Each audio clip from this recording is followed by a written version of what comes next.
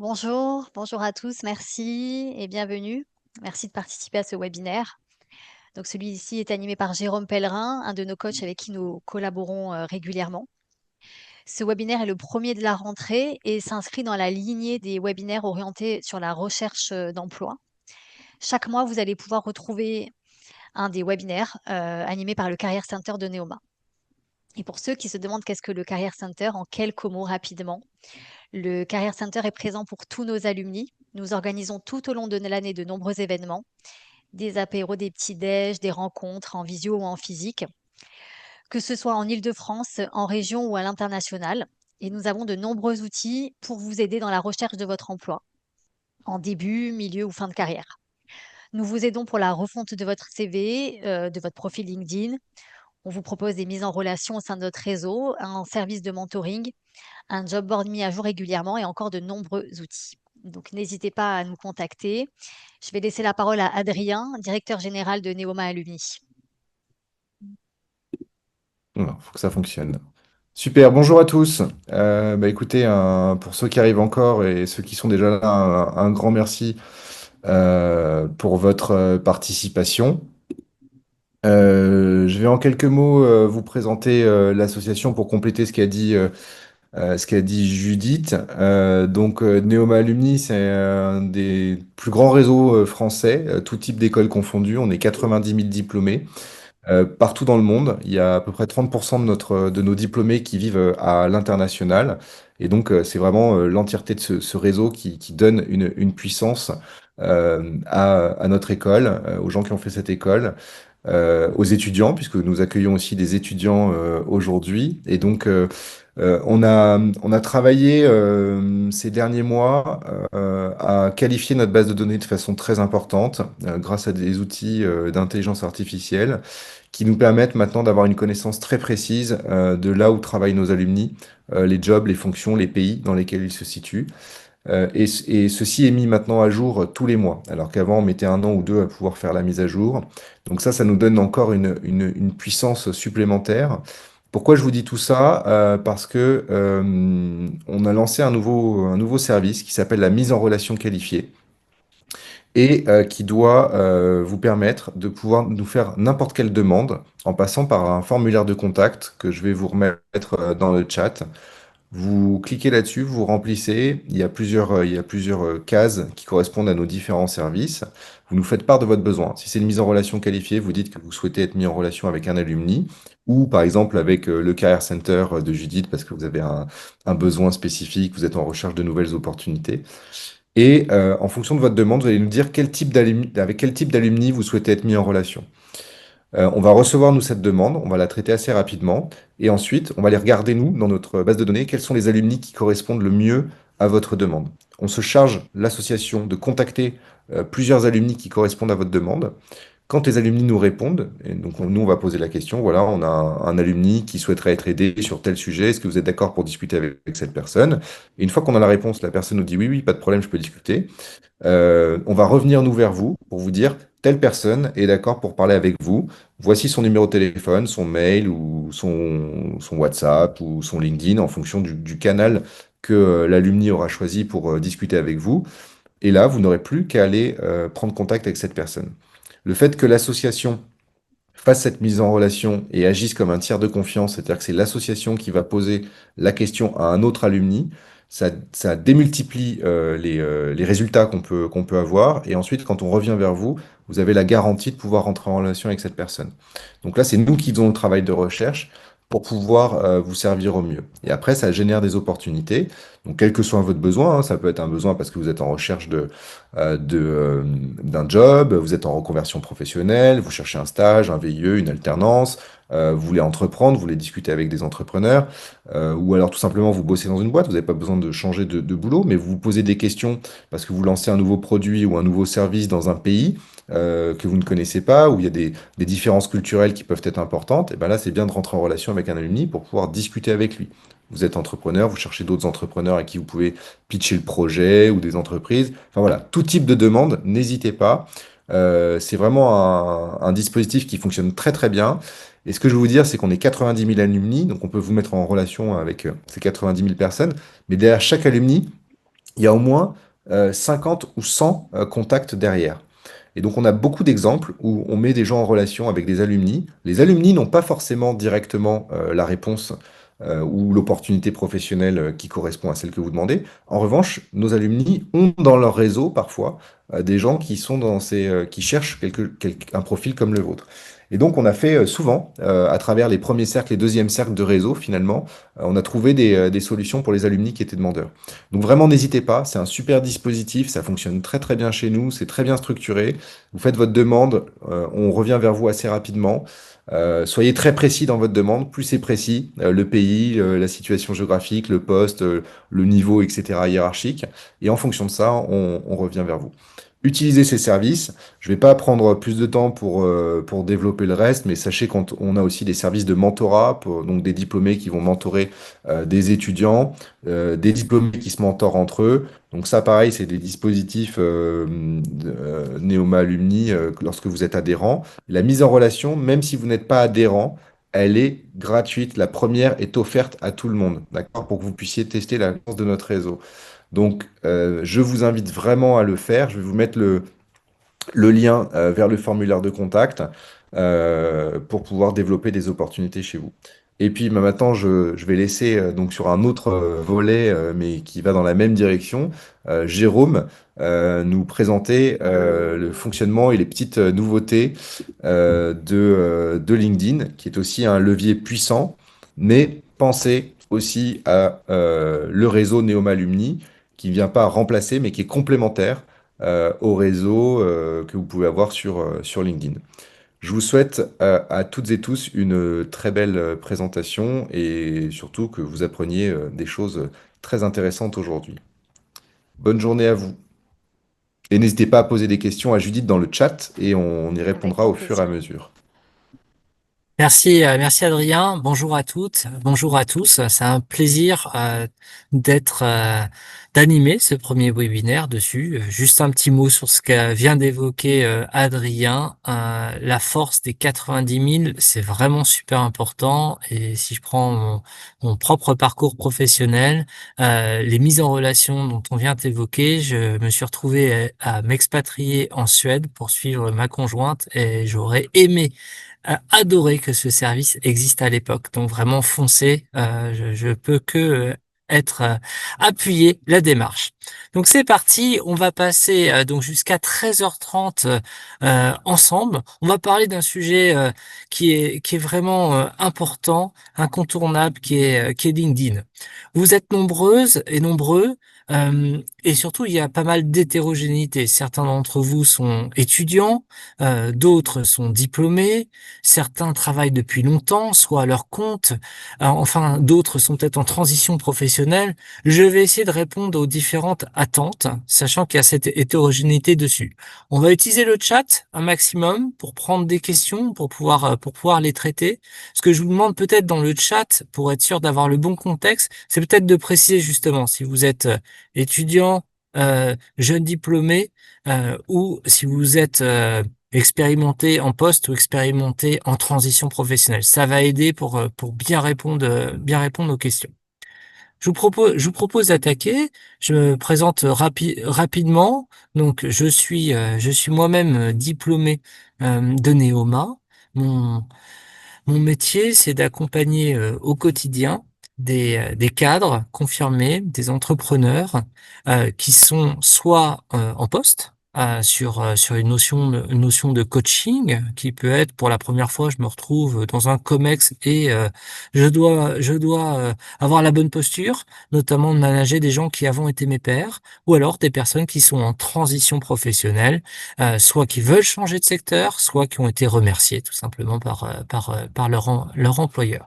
Voilà, je fais ce métier-là après avoir travaillé pendant 20 ans moi-même comme salarié, expérimenté les comités de direction dans différentes entreprises. Alors, première question que j'ai envie de vous poser afin que chacun, en fait, parte de ce webinaire avec une ou deux actions sur son profil LinkedIn, c'est d'utiliser le chat pour vous demander, d'après vous, pourquoi LinkedIn c'est un canal incontournable pour trouver son prochain job, ou si on est en job, pour pouvoir rayonner. Voilà, je veux bien que vous utilisiez le chat, nous permettre de répondre aux questions. Alors, le chat est désactivé, me dit-on. Judith, est-ce que tu peux nous aider sur ce sujet, s'il te plaît?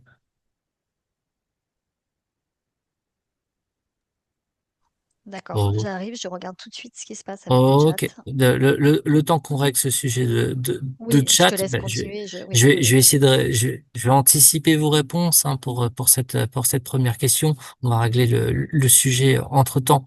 Bon, bah, pour quelques éléments de réponse. La première, c'est que toutes les entreprises utilisent ce canal pour être présentes sur LinkedIn et travailler leur marque employeur, donner leur activité dessus. Donc ça, c'est déjà un premier élément.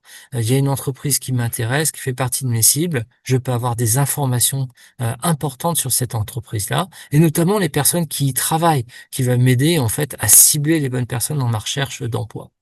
Le deuxième, c'est que tous les recruteurs sont sur LinkedIn, que ce soit des recruteurs des métiers de chasse, d'executive search, ou que ce soit les services RH de l'entreprise. S'ils y sont, c'est que ça doit quand même être bien intéressant. Il y a autre chose aussi qui est sur LinkedIn. La très très grande majorité des offres d'emploi publiées sont sur LinkedIn. Donc LinkedIn est aussi un job board, et en plus un job board intelligent, efficient, qui dès que vous postulez, en fait, permet de consulter votre profil. Donc c'est très rapide. Donc ça, c'est une troisième raison au moins d'être sur LinkedIn. C'est le réseau social professionnel par excellence en France et en Europe, en tout cas, dessus.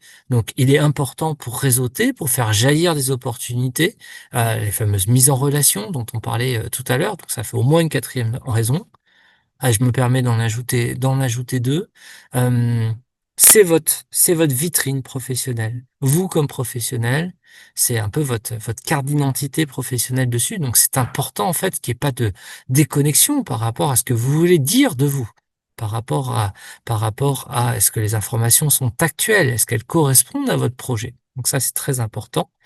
Et puis peut-être la sixième raison qui est parfois oubliée, dans LinkedIn, il y a LinkedIn Learning qui est un MOOC dans lequel il y a énormément de contenu, soit pour vérifier ses compétences, par exemple. Je vois que le chat fonctionne.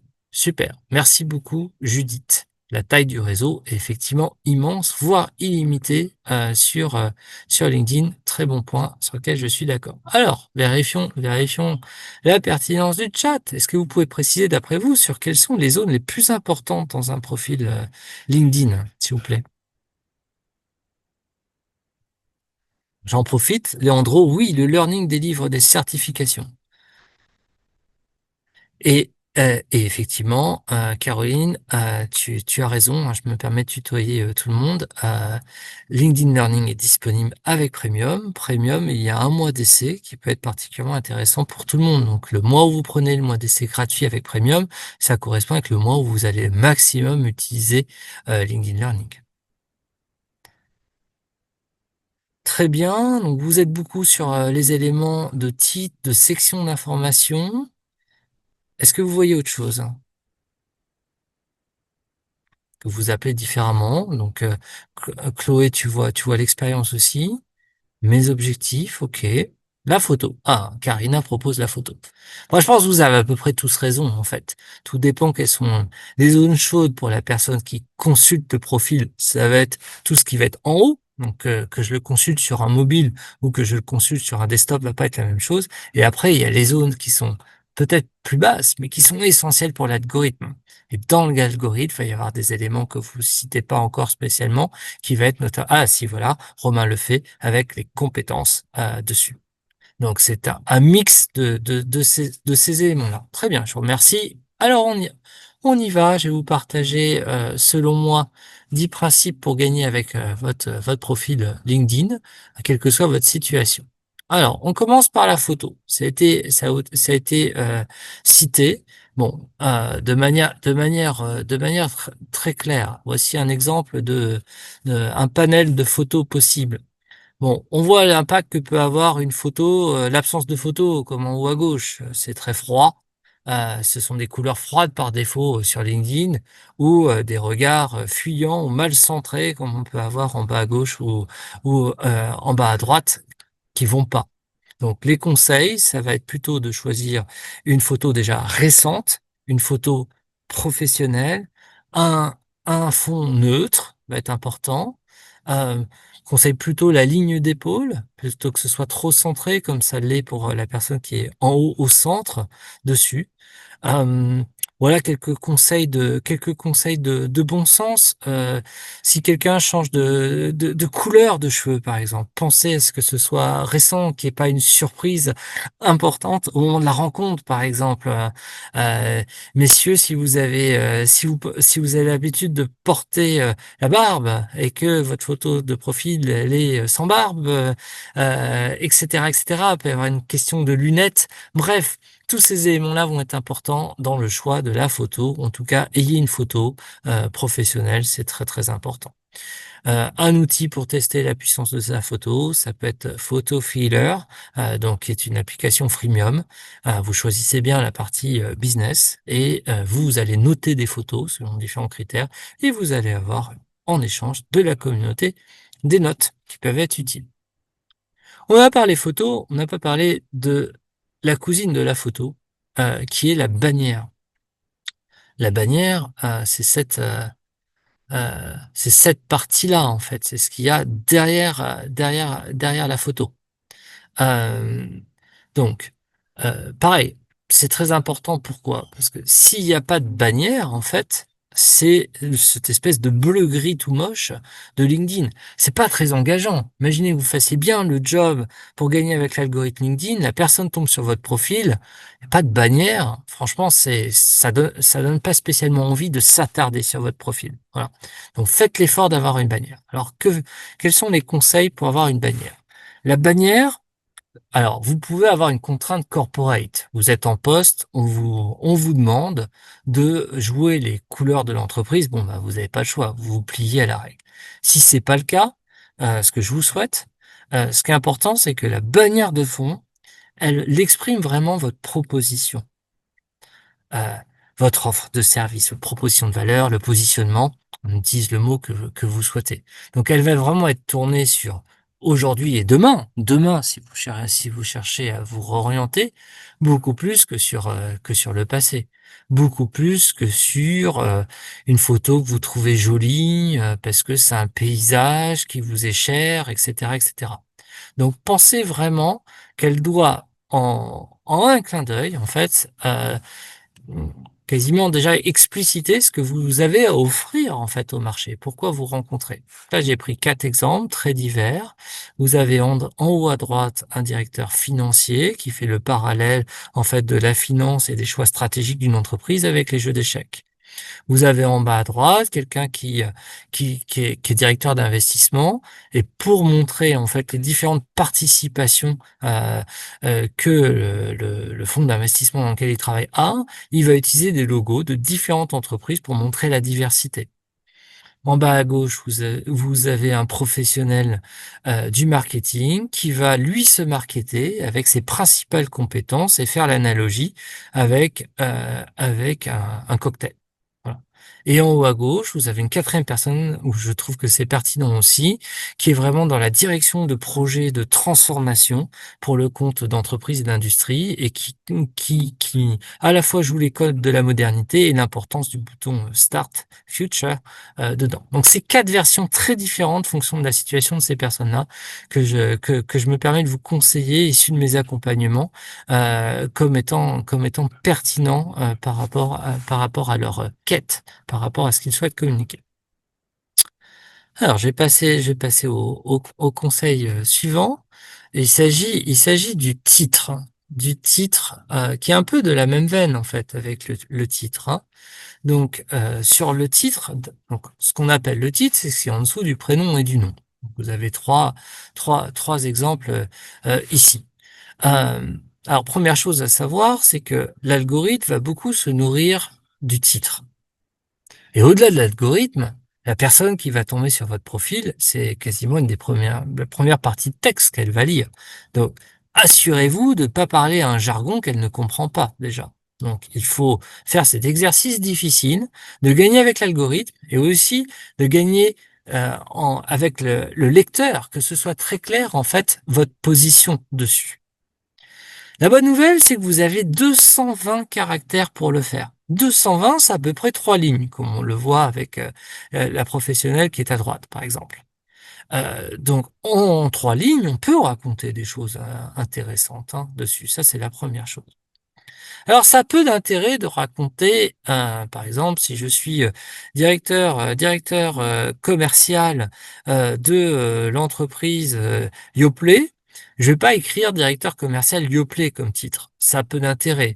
La place de Yoplait, elle va être via les badges. On va y revenir à droite, où je vais avoir le badge de Yoplait. Par contre, je vais utiliser mes 220 caractères, peut-être pour dire que je suis directeur commercial, mais je vais aller plus loin, en fait.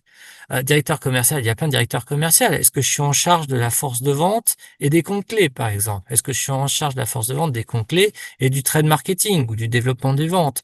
Qu'est-ce que j'aime comme problématique principale à relever? Quelles sont mes spécificités? Je suis peut-être un directeur commercial qui connaît plusieurs secteurs. Je connais peut-être, par exemple, les grossistes, le, le, le CHR, café, hôtel, restaurant, et peut-être que je connais aussi l'e-commerce ou la distribution alimentaire. Ça peut être des choses que je peux mettre en avant. Ou j'ai peut-être une spécificité, c'est que je suis bilingue, enfin trilingue, je parle français, arabe et anglais. Ben, ça fait de moi une spécificité que j'ai peut-être envie de mettre dans mon titre et utiliser ces 220 caractères. Voilà. Les 3 exemples que j'ai mis là, c'est pour illustrer la diversité de ce qu'on peut faire. Premier exemple, en bas avec Sébastien Perrochin. Donc, il est directeur communication, affaires publiques. Il a choisi, en fait, de mettre en avant, pour se distinguer, ses spécificités, ses spécialités comme directeur communication. Il va axer beaucoup sur affaires publiques, relations institutionnelles, beaucoup plus que les médias, par exemple, ou la communication externe au grand public. Il le fait via des hashtags. L'hashtag apporte rien en soi, si ce n'est une facilité de lire et montrer qu'il est peut-être moderne, comme on le fait sur X. Deuxième personne, elle va choisir de très très bien travailler son profil à plein d'endroits différents, et donc elle va se permettre d'aller plus en mode d'une selling line, en créant un mot qui n'existe pas, qui va pas gagner avec l'algorithme, mais qui explique son positionnement unique de athlète-preneur. C'est quelqu'un qui a fait la préparation pour les Jeux Olympiques et qui intervient en entreprise sur les parallèles entre la performance sportive et la performance en entreprise. Donc c'est assez intéressant, elle va pas utiliser 220 caractères. Cela dit, elle se permet pour amener de la crédibilité de dire qu'elle a travaillé comme salariée dans des entreprises de renom comme Google et Amazon. Enfin, la troisième personne, elle est à son compte. Elle va faire un travail de référencement important sur tous les mots-clés les plus usuels pour tourner autour de RSE, ESG, développement durable, impact dessus. Donc, elle va faire ça. Puis ensuite, elle va parler de problématiques, avec la réglementation du Green Deal de la CSRD, par exemple. Et elle va même jusqu'à mentionner un secteur de prédilection, qui va pas la cantonner à ce secteur-là, mais qui va lui permettre de lui donner une coloration forte, qui est l'industrie de la santé. Voilà pour le titre. À ce stade, je propose peut-être de prendre quelques questions, s'il y en a, via le chat, sur ce que j'ai évoqué.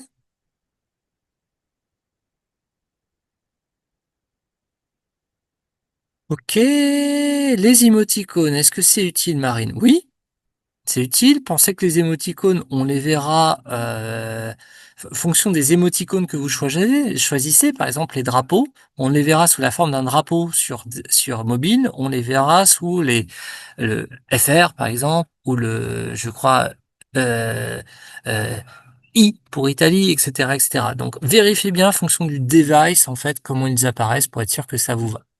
Ça peut être intéressant, tout va être une notion de quantité d'icônes, mais une icône bien pensée peut être intéressante.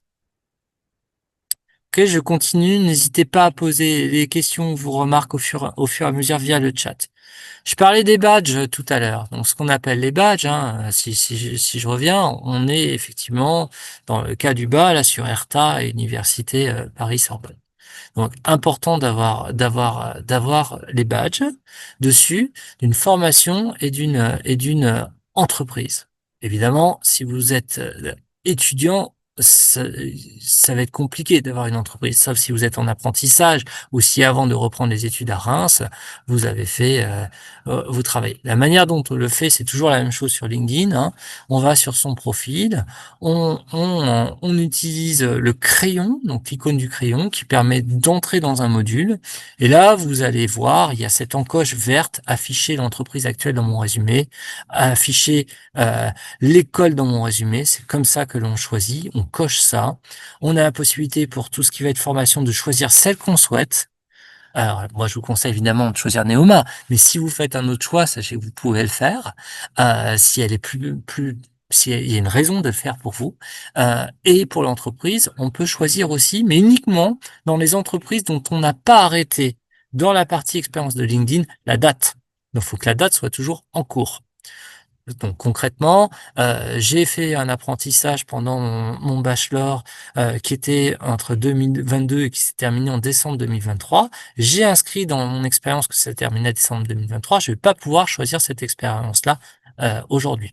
En revanche, dans mon cas, j'interviens pour l'espace dirigeant et j'ai aussi ma société à mon compte. Je peux choisir laquelle des deux entreprises je choisis dans le petit menu déroulant que vous voyez en haut à droite avec la petite flèche à côté de directeur exécutif coach dessus. Alors, se pose maintenant la question de Open to Work. Bonne idée, mauvaise idée, dessus. Je pense que particulièrement aujourd'hui, par rapport au panel que vous êtes, ça va être très différent d'une situation à une autre. De mon expérience d'Outplacer. Je vous montre comment ça marche déjà. Donc, pour pouvoir mettre Open to Work, si vous souhaitez le faire déjà, il faut remplir un objectif. L'objectif, vous voyez à l'écran, ça va être sous le titre, vous allez avoir mes objectifs. Il faut remplir un objectif et le détailler. Dans le détail, vous allez mettre le type de poste que vous cherchez, vous allez mettre la géographie, le type de contrat, etc., etc. Et tout en bas, quand on descend, va s'afficher, est-ce que vous voulez faire savoir cet objectif-là à tout le monde, tous les utilisateurs de LinkedIn ou aux recruteurs uniquement. Alors là, fonction des situations, j'ai un avis tranché, c'est le mien, donc je ne prétends pas qu'il soit juste. Si vous cherchez un stage, par exemple, ou si vous êtes jeune diplômé, vous rentrez sur le marché du travail, ou si vous venez d'avoir une certification très importante dans votre situation. Voir si ça fait longtemps que vous êtes en recherche d'emploi et il est urgent en fait de trouver. Alors je pense que le Open to Work est pertinent. Évidemment, lorsqu'on est diplômé, c'est maintenant le stage. C'est pas dans 6 mois, dans 9 mois. Donc c'est intéressant de le dire pour faire comprendre au marché. Voilà, moi je suis disponible et c'est maintenant en fait. C'est pas après. Si vous êtes en poste, évidemment, et que vous voulez garder une discrétion, ça va de soi que vous n'avez pas marqué Open to Work, sauf si vous voulez provoquer un départ peut-être avec votre manager et avec les ressources humaines. Si vous êtes en transition professionnelle ou si vous, dessus, vous conseille dans la plupart des cas de ne pas choisir le Open to Work pour tout le monde, mais plutôt de choisir l'option qui s'affiche à l'écran, qui est recruteur uniquement. Par recruteur, qu'on s'entend bien, ça va être les personnes qui investissent dans une des versions premium qui s'appelle LinkedIn Premium Recruiter. Eux vont savoir que vous êtes Open to Work, ils vont voir le bandeau vert qui va s'afficher dans l'angle gauche de votre photo de profil. Ceux qui n'ont pas LinkedIn Recruiter vont pas l'avoir. Ça peut être une solution. Voilà pour les badges. Il existe d'autres badges. Alors, le bon nombre de relations sur un profil LinkedIn qui est une zone chaude, hein, vous l'avez pas mentionné dans le chat ou je l'ai pas vu, mais c'est un élément important. Donc il y a un chiffre magique, je pense que très vite l'une ou l'un d'entre vous va trouver le bon chiffre. Est-ce que quelqu'un peut me dire quel est le chiffre magique via le chat, s'il vous plaît?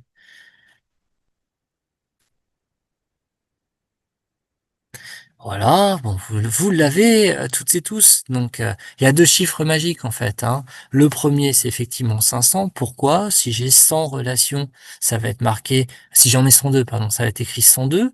Donc, alors, si je suis en master 1 à Neoma, c'est pas très grave.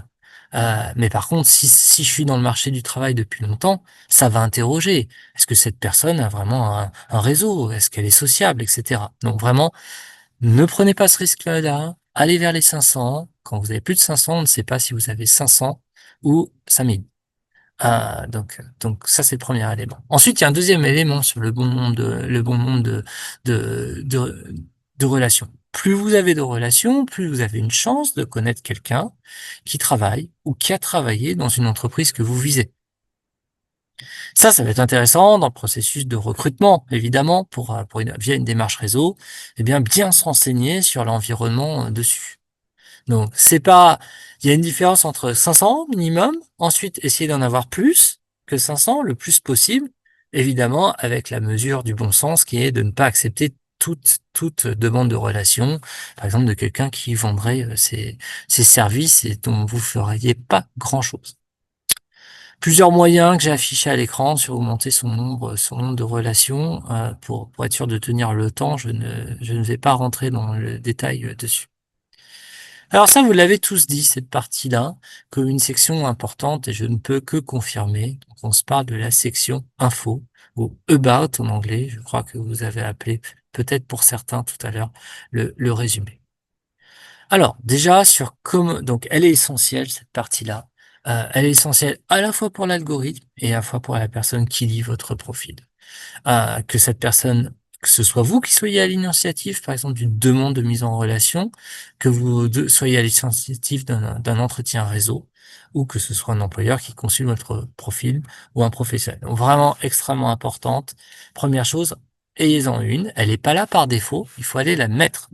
Donc, si jamais vous l'avez pas, dès que vous voulez rajouter une section dans votre profil LinkedIn, c'est toujours la même chose. Vous allez sur votre page à vous et vous mettez ajouter une section au profil qui est juste à côté d'objectif. Vous vous laissez guider, vous regardez ce qui peut être intéressant. Et dans ce cas-là, on va aller chercher ajouter la section information. Alors, ça paraît pas chez moi parce que je l'ai déjà, mais vous allez la trouver certainement soit dans base, soit dans recommandé. Alors, quelques bons exemples de rubrique info dessus. Dedans. Ça, c'est la manière dont ça apparaît sur des captures écran de desktop. Donc, on voit 2 choses importantes. La première, c'est que sont visibles 3 lignes et demie, 4 lignes. Ensuite, il faut cliquer sur voir plus. Sur mobile, c'est 2 lignes. Donc, très clairement, ce que vous allez placer sur les 2 ou les 4 premières lignes est fondamental. C'est l'information la plus importante. Donc, veillez bien à bien dimensionner les choses que vous mettez sur ces premières lignes. Deuxième chose importante, on voit la possibilité d'avoir ce grand diamant qui s'appelle compétence principale. Très visible sur desktop et sur mobile. Utilisez-le. Vous avez la possibilité de faire ressortir 5 compétences majeures dans votre profil LinkedIn. C'est très important de bien choisir ces compétences-là. La manière de faire, hein, donc j'utilise toujours le pinceau. Une fois que j'ai créé ma rubrique info, je peux changer mes informations. Je descends et vous voyez compétences, affichez vos compétences principales. Vous avez jusqu'à 5. Alors, quelques autres éléments qui paraissent importants sur la rubrique info. Quelques conseils. Ce que vous allez raconter ici, c'est votre proposition de valeur un peu plus détaillée. Vous allez essayer de la calibrer. Imaginez, vous êtes chef de projet, ou responsable projet. Bon, bah, vous pouvez être responsable de plein de projets. Ça peut être un tout petit projet, comme ça peut être un projet à plusieurs millions. Ça peut être un projet dans une région, comme ça peut être un projet sur plusieurs continents. Vous pouvez le budget du projet, la taille des équipes, qu'est-ce qui peut être important, depuis combien d'années vous êtes chef de projet, c'est important, c'est l'endroit pour amener une notion de calibre, depuis combien de temps vous le faites, comme la personne qui est en haut, la professionnelle avec plus de 20 ans d'expérience, ça va être important. Ça, c'est des choses vraiment qu'on conseille de mettre dedans pour avoir ces notions de calibre. Ensuite, confort de lecture, vous allez par exemple faire des petits paragraphes Je l'ai pas dit, mais vous avez jusqu'à 2600 caractères. 2500 caractères, c'est beaucoup. Utilisez-le comme une force, toujours en gardant le confort de lecture. À partir du moment où la personne a cliqué sur voir plus ou les 3 petits points, c'est que le hook, l'accroche a été bonne, elle va passer du temps. Et là, vous pouvez développer et arriver sur des parties comme euh, euh, qu'est-ce qui fait qu'aujourd'hui vous avez cette proposition de valeur? D'où ça vient? Ça peut être votre parcours académique, ça peut être le déclic qui vous a amené là-dessus. Qu'est-ce qui vous anime? Qu'est-ce que vous aimez faire? Quelles sont les problématiques que vous aimez relever? Comment vous faites? Toutes ces notions peuvent être importantes dedans et vont venir nourrir une vraie rubrique info intéressante pour le lecteur et ce faisant aussi travailler le référencement. Donc par référencement, je veux dire la capacité à gagner avec l'algo LinkedIn. Alors, je vais passer à l'élément d'après, qui est les compétences. Ça a été dit par plusieurs d'entre vous sur l'importance des compétences sur votre profil.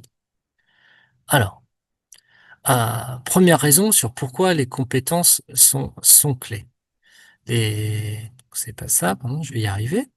Eh bien, en fait, tout recruteur, si vous êtes en recherche d'emploi, va, en fait, quand il publie une annonce, spécifier les compétences qu'il recherche, jusqu'à 10.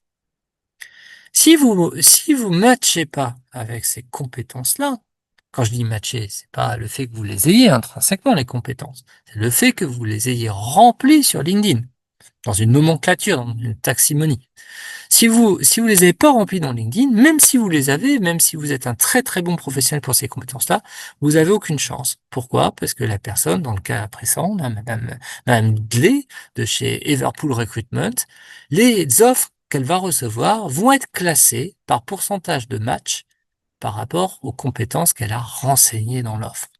D'où l'importance de bien travailler la rubrique compétences. Alors sur compétences, pardon, c'est pas ça.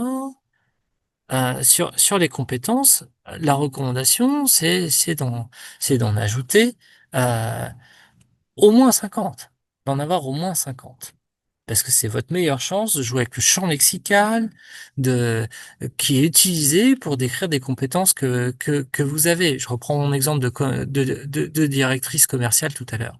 Bon, bah, commercial, ça peut être vente, ça peut être négociation, ça peut être négociation complexe, ça peut être vente B2B, ça peut être directeur commercial. Ça va y avoir énormément de mots qui vont être autour. Donc, plusieurs manières pour ajouter une compétence. Bon, pour ajouter une compétence, vous voyez, il y a un plus et il y a, comme toujours, un crayon à côté. Vous utilisez le plus. Dans le plus, l'IA embarquée de LinkedIn va déjà vous proposer des choses. C'est le nuage de mots qu'on a en haut à droite. Si votre profil est bien renseigné, il le sera de mieux en mieux, les choses qui vous sont proposées sont intéressantes. Donc ça, c'est une première manière de faire. Deuxième manière de faire, il y a une barre de recherche. Vous utilisez la barre de recherche, vous tapez, donc admettons que votre spécialité c'est le merchandising, je tape merchandising et je vois tout ce qui existe dans la nomenclature de LinkedIn autour du merchandising. Ça va me donner des idées. Autre manière de faire, vous regardez ce qui est demandé en général dans les offres d'emploi. Très bonne manière de faire. Quatrième manière de faire, vous regardez des profils de gens qui occupent les emplois que vous visez, vous regardez ce qu'ils ont mis comme compétences sur leur profil LinkedIn, ça peut vous inspirer. Voilà 4 manières de faire. Quand on a choisi une compétence, il va falloir l'assigner à une des expériences que l'on a. La bonne nouvelle, c'est que on ne l'assigne pas forcément à une expérience. Je pense notamment aux étudiants parmi vous. On peut le faire par rapport à une formation. Pour les personnes qui sont sur le marché de l'emploi depuis longtemps, mais qui veulent se repositionner, on peut aussi utiliser des compétences par rapport aux projets, aux certifications, aux brevets, au bénévolat. Il y a plein d'endroits dans le profil LinkedIn sur lesquels on peut assigner des compétences. Ça va se présenter ensuite sur votre profil sous la forme d'un petit diamant. On a vu le grand diamant tout à l'heure. Le petit diamant va être dans la, on va dire, l'élément qui va être dans volontariat, par exemple, dans formation, dans l'expérience, la partie CV dessus. Donc, très important de le faire. Pour information, vous pouvez ensuite ranker vos compétences dessus. Voilà. Donc, on utilise ça. Je vais à l'intérieur via le crayon sur mes compétences et ensuite, je vais faire du drag and drop à partir des petits traits horizontaux que vous avez sur la droite. Je vous propose de reprendre quelques questions. Alors, je ne trouve pas comment ajouter des compétences. Le diamant, donc Abel, c'est par rapport. Donc le gros diamant, faut que vous ayez déjà la rubrique information. Quand vous avez la rubrique information, vous prenez le crayon et vous descendez en bas en scrollant. Et c'est là qu'on va vous le proposer. Alors, le ranking est complété quand on a des profils en plusieurs langues. Euh, Pas tant que ça, en fait, Caroline, parce que je conseille par rapport à ça deux choses. De faire attention, LinkedIn ne sait pas faire la traduction de vos compétences en plusieurs langues. Donc, si pour plein de raisons, il y a des chances que la personne fasse l'annonce en anglais, par exemple, allez chercher des compétences en anglais avec les mots anglais en plus de celles en français. Une fois que vous avez fait ça, quand vous allez dans la rubrique compétences et que vous ordonnez avec le fameux drag and drop, ça prendra toutes les compétences, quelle que soit leur langue, et vous pourrez choisir un ranking. Ce que vous pourrez pas faire, en revanche, c'est choisir un ranking qui s'affiche, un ranking différent qui s'affiche fonction que la personne consulte votre profil en français ou en anglais. Alors, Léandro, vous avez posé une question plus haut. Je l'ai raté. Ah, tac, tac, tac, hein, me diriger la finance, est-ce que passer plusieurs salaires, peut me mettre en valeur dans le petit stage en internet? Oui, oui, Léandro, si cette question-là, oui, passer des certifications dessus, expliquer par exemple dans l'info pourquoi vous avez fait cette démarche-là, qu'est-ce que ça vous apporte, etc. Ajouter des compétences dessus, c'est clairement une bonne idée. Hervé, vous avez posé une question que j'ai pas répondu sur le Open to Work Management de transition pour les interventions intéressantes. Oui, clairement. Clairement, ce sera important, surtout si vous avez déjà réalisé une mission ou deux missions. Ça, c'est vraiment chouette. Ok, je continue, je vois le temps passer. Donc, on a vu les compétences. On va désormais aborder la notion d'expérience. Donc l'expérience, c'est ce qui ressemble plus à la partie CV en fait hein, dans votre profil. Bon, on n'a pas parlé des différences majeures entre un profil LinkedIn et un CV, mais je pense que c'est important. Un CV, c'est privé, c'est intime. Un- le profil LinkedIn, il est public, donc faites attention au niveau de confidentialité des choses que vous partagez sur votre profil LinkedIn. En revanche, il y a énormément de possibilités sur LinkedIn. Vous n'êtes pas contraint par la page, par le CV en une page ou en deux pages. Ça peut être aussi long que vous voulez, à partir du moment où vous êtes intéressant. Vous pouvez y ajouter des médias, des illustrations, avec des films, si vous êtes, je sais pas moi, dans l'univers de la communication, avec des liens vers des articles de presse, qu'on met en avant vos réalisations, ou autres. Donc c'est les médias. Vous pouvez faire ça. Là, mes conseils vont vraiment être de bien travailler la partie titre. Que le titre, on comprenne de quoi vous parle, que vous parlez, que ce soit pas l'acronyme lié à une entreprise. J'ai un exemple qui me revient de quelqu'un que j'ai accompagné qui travaille chez Google. Alors chez Google, il parle de vertical lead ou un truc comme ça, avec des secteurs. Et donc son titre, mais j'ai pas pu m'empêcher de sourire en fait la première fois où il me l'a dit. Peut-être tellement en fait, oui, c'était le jargon interne, mais à l'extérieur, personne ne comprend en fait. Donc, assurez-vous que les titres d'expérience, ils soient compréhensibles par l'extérieur. Donnez-leur aussi une réalité augmentée, en n'hésitant pas en précisant dès le titre le nombre de personnes que vous managez, si vous étiez manager, éventuellement des notions de chiffre d'affaires, de circuit, de pays dessus qui peuvent être importants, voir à qui vous rapportiez, ce qui peut vous aider à scorer sur, admettons, quelqu'un qui veut être DG pour la première fois, qui n'a pas encore été DG, il pourrait marquer, par exemple, voilà, j'étais directrice financier, rapportant à la directrice générale ou au directeur général. L'algorithme va vous faire scorer sur directeur général de cette manière-là. La même chose que ce qu'on a vu tout à l'heure sur l'importance des 4 premières lignes pour info, vous avez la même ici. Ça va être les 2 premières lignes qui vont être importantes. Donc soignez l'importance des 2 premières lignes. C'est l'information principale qui sert votre projet d'aujourd'hui pour vous mettre en avant sur la partie expérience. Neuvième conseil, on va passer à la partie recommandations. Les recommandations LinkedIn. Donc là, comme toujours, si vous n'avez pas cette rubrique-là, vous l'ajoutez, comme on l'a vu tout à l'heure, ajouter une section sur votre profil à côté de mes objectifs, vous allez chercher recommandations dessus. Vous pouvez faire trois choses.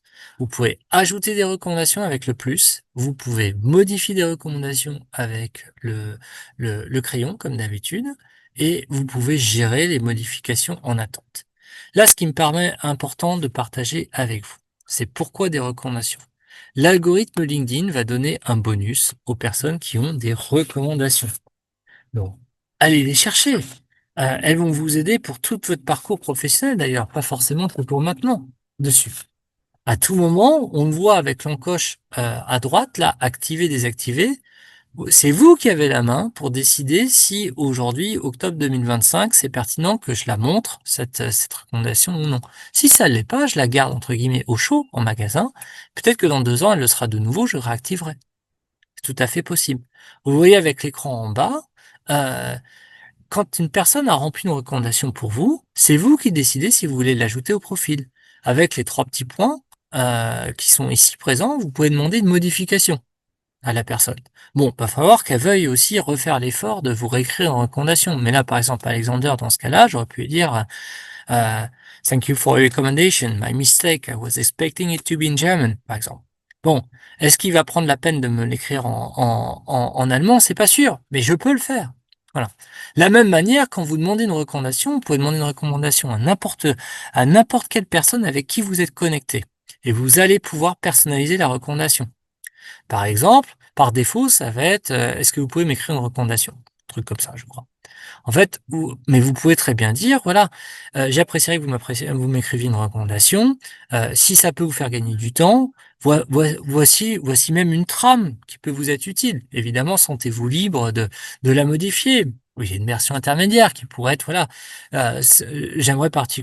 j'apprécierais que vous mettiez en avant mes compétences de A et B. Voilà. C'est très important cette rubrique-là. Faites-le. Sachez qu'à tout moment, vous avez la main dessus. Comment suivre sa performance de son profil LinkedIn? Bon, tout dépend de votre objectif déjà. Vous êtes une grande diversité dans ce webinaire. Euh, pour certains, ça va être l'objectif principal, ça va être d'augmenter le nombre de relations. Si c'est ça votre KPI, votre indicateur de performance. Pour d'autres, ça va être l'engagement sur les posts que vous publiez. Pas de problème. Dessus, pour tes troisièmes, ça va être le nombre de vues de votre profil, par exemple. Et quelle est la qualité des gens qui voient votre profil. Il n'y a pas vraiment, tout va dépendre de votre objectif. En revanche, LinkedIn pousse une sorte d'indicateur disponible pour chacun, universel, qu'ils appellent le Social Selling Index dessus. Ça ressemble à ça. Donc, seul vous pouvez voir votre Social Selling Index déjà. Donc, la manière de le voir, c'est il faut avoir sur un navigateur votre profil ouvert sur une page et sur une autre page, d'aller chercher donc linkedin.com /sales/SSI, SSI pour Social Selling Index, et ça va vous donner quelque chose qui ressemble à ça. Important. Prenez du recul par rapport aux notes qui sont données. Ce qui est important, c'est de voir comment ça évolue à travers le temps par rapport à toutes les actions que vous mettez en place pour améliorer la performance de votre profil LinkedIn. D'accord? Vous allez avoir une note sur 100, comme ici 69. Plus la note est élevée, plus ça veut dire que selon LinkedIn, votre profil est puissant. Il va décomposer cette note-là à droite avec quatre sous-notes à chaque fois sur 25 et il va vous expliquer comment vous pourriez améliorer chacune des composantes. Évidemment, le but de LinkedIn est de vous faire souscrire un abonnement premium, voire à Sales Navigator, qui aide à augmenter les notes. Et ensuite, vous avez 2 autres notes au-dessus, où là, c'est l'inverse. Plus la note est basse, meilleur c'est. Il va vous benchmarker par rapport à toutes vos relations. Donc ça, c'est le classement SSI réseau. Donc tous les gens avec qui vous êtes connectés. Et il va aussi vous benchmarker par rapport à tous les gens qui ont choisi le même secteur d'activité que vous dessus. Donc encore une fois, c'est pas rocket science, mais ça donne un indicatif de comment vos efforts en fait paient. Ce que je vous propose maintenant, dans les minutes qui restent, ça va être de prendre vos questions et puis j'apprécierais que vous répondiez à la question qui s'affiche à l'instant sur pendant que je traite les questions, avec quoi vous repartez en fonction de votre situation, comme action, comme tips. Alors, différentes questions. Ah, tac, tac, tac. Ah. Alors, que donne la proposition d'améliorer votre contenu à l'aide de l'IA déjà testé? Oui, oui, il y a plusieurs personnes que j'accompagne dans leur transition de carrière qui l'ont testé. Ça se teste, ça peut être pas mal. Euh, Gardez vraiment votre libre arbitre dessus pour vraiment critiquer ce qu'on vous propose. Pourquoi? Parce que ça va tendre à se faire ressembler tous les profils entre eux. Et si vous voulez vous sortir de la masse, je ne sais pas ce que vous faites comme profession, mais je prends un exemple, hein, imaginons que vous soyez directeur juridique, directrice juridique, eh bien ça va avoir tendance à raconter un peu les mêmes choses sur c'est quoi le juridique pour vous, etc. Donc attention à ça. Euh, ça- Ah, Hervé, faire des posts avec ChatGPT est-il bien vu? Euh, L'IA générative est une sacrée aide pour faire des posts de qualité. En revanche, je crois beaucoup, ce que je travaille avec les personnes que j'accompagne, notamment des entrepreneurs qui veulent faire savoir leur activité, etc. Attention, je crois beaucoup au principe de shit in, shit out. Donc, si le prompt que vous faites, les informations que vous donnez à l'IA générative sont vraiment de piètre qualité, pas suffisantes, etc., vous attendez pas à ce que l'IA générative vous sauve. Donc, il faut apprendre à prompter. C'est une compétence qui s'acquiert. Plus vous serez fort sur l'art du prompt et sur l'interaction avec ChatGPT ou un autre outil d'IA générative, plus ça vous aidera.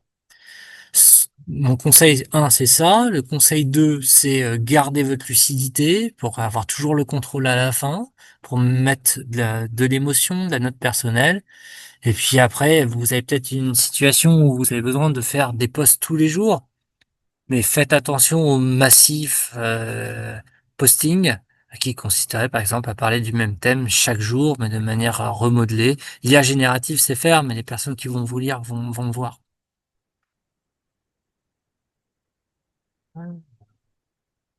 Non, Liane, vous n'avez pas besoin d'avoir premium pour connaître son SSI. Donc, linkedin.com/sales/SSI. Tac, tac, tac. Merci pour ce que vous évoquez hein, comme action, la bannière, les compétences. Donc, c'est très différent de l'un à l'autre, hein, les recommandations. Merci Vasco pour le partage du lien. Alors, quelle est la valeur réelle de LinkedIn Premium quand on en recherche ton Marine? Moi-même, je l'ai pas, LinkedIn Premium. Donc, avec ce que j'ai partagé dans ce webinaire, vous avez déjà bien à faire avant de prendre Premium. Maintenant, je connais pas la réalité de votre profil et peut-être que tout ce que j'ai partagé est trop basique par rapport à votre situation. Dans certains cas, ça va être nécessaire. Moi, dans tous les cas, je vous conseille de bien travailler et que le contenu d'aujourd'hui vous donne une liste d'actions à faire. Deux, quand vous avez deux, essayez Premium, le mois gratuit, et regardez toutes les fonctionnalités. On a parlé notamment de la partie learning.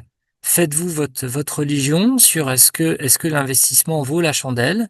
Et puis, si vous répondez à oui, allez-y. Mais globalement, ça va vous aider. Par exemple, vous allez pouvoir envoyer plus de demandes de relations avec une petite note par mois. Vous allez voir davantage le nom des personnes qui ont vu votre profil. Donc ça a des avantages, hein, clairement. Est-ce que le rapport qualité-prix est bon? Ça va être très personnel.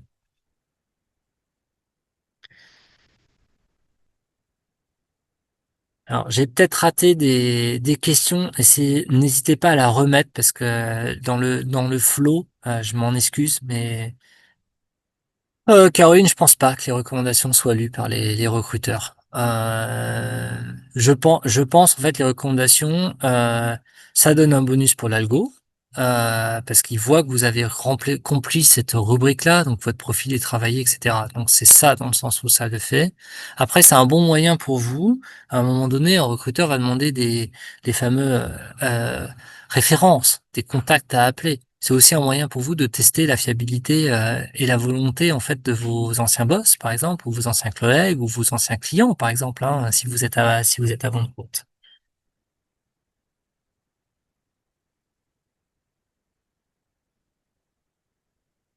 Très bien, je vais bien prendre une ou dernière question, si vous voulez, si vous avez besoin. Merci Bibiana. Donc important, effectivement, l'importance de la photo et de la bannière. Et penser valeur ajoutée. Effectivement, ça fait plaisir de dire ça, parce que c'est ce que j'ai essayé en tout cas de communiquer. Ok, très bien. Mais écoutez, je vous encourage tous, en fait, hein, comme ça a été dit en introduction, de vous rapprocher hein, du Career Center pour vraiment que vous ayez en fait une réponse sur mesure à votre situation dessus. Hein. Donc, nous sommes plusieurs coachs certifiés, référencés par Neoma, et le coaching aide notamment hein, sur définir le projet professionnel, être à l'aise dans la démarche réseau, sparring partnership pour les entretiens, par exemple, réussir son intégration. Bref, il y a différentes problématiques auxquelles, euh, parmi la sélection de coachs certifiés qu'a fait Neoma, nous pouvons répondre dessus. Alors, je vois une dernière question de Karina. Est-il recommandé de faire apparaître des infos comme notre appartenance à des réseaux comme le CJD, Centre des jeunes dirigeants? Oui, oui, Karina. Tout ce qui va être groupe, etc. est intéressant. Il y a deux sujets qui sont casse-gueule sur LinkedIn. La religion, la politique. Ils peuvent s'assumer, mais c'est voilà, faut l'assumer. Mais sinon, ça va vous aider à être référencé, à trouver des atomes crochus aussi pour réseauter. Voilà, mais je vous remercie. Peut-être Judith, tu veux conclure ce webinaire, n'hésite pas. Merci Jérôme, c'était vraiment très très intéressant. Merci à tous pour vos participations, pour vos questions. Le replay vous sera envoyé dès le début de semaine prochaine et on vous donne rendez-vous pour le prochain webinaire le 6 novembre. Merci à tous.